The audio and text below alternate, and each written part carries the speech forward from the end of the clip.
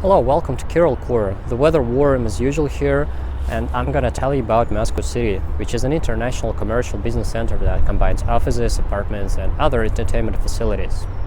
If you're ever going to visit the capital of Russia, you should check in here. It's one of the most famous attractions in Moscow, and one of the most visible ones, as almost all the tallest towers in Europe are nestled here, reaching over 300 meters high. The winner is the Federation Complex that represents two towers, west and east. The latter one is 374 meters high. Skyscrapers used to have a spire between them. According to the project, it was intended to get two super-fast glazed elevators with an observation deck on the upper floor, but no one had thought of how to clean the glass from ice in winter. That's why it was disassembled in 3 years, and it was one of the reasons as far as I know. By the way, the complex number is 62 elevators. Despite being the tallest in Europe, the Federation Tower is not the skyscraper that's gonna catch your attention first. It's the DNA-shaped twisting tower called Evolution. The city authorities originally planned to build the wedding palace representing a dancing couple, but fortunately they changed their mind later, and the skyscraper has been the icon of contemporary Moscow and progress. Each floor here is rotated 3 degrees, thus making the whole tower spiraling up.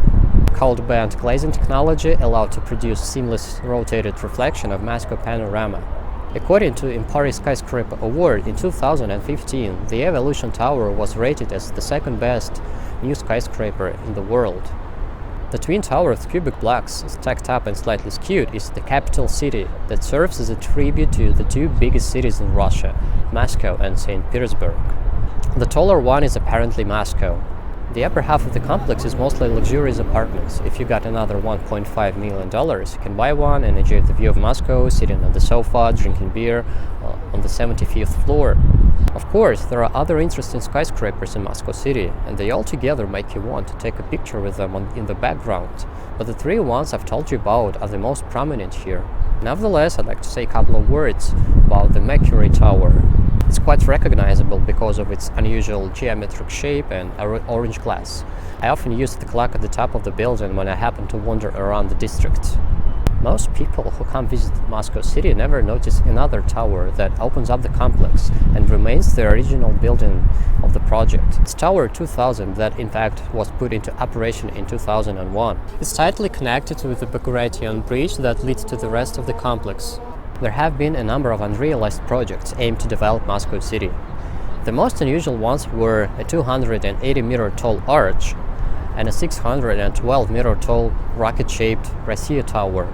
The arch was possible to build, but no one had produced inclined elevators, so the project got frozen later. The Rossiya Tower was intended to be 1,000 meters tall. Then the planned height got reduced to 612 meters. The project was also possible to construct, but again, things changed. Despite this, the Moscow City complex is constantly developing and growing, and is undoubtedly worth visiting. I plan to show you more places in Moscow, so please support me by liking this video and subscribing to my channel. Thanks for watching.